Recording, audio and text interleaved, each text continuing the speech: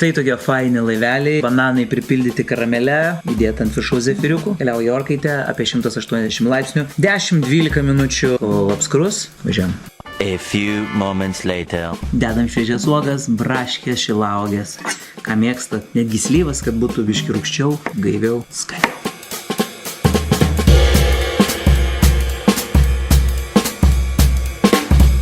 Dabar barstysim aukso dulkės, kad šitą patiekalą galėtume parduoti už kokią štukytę. Turim labai puikų desertą iš bananų, su sūdyta karamele, su šviežiom uogom ir zefiriukais ir pasižiūrėkit, kaip jį paprastai galite pasigaminti ir jūs. Ja.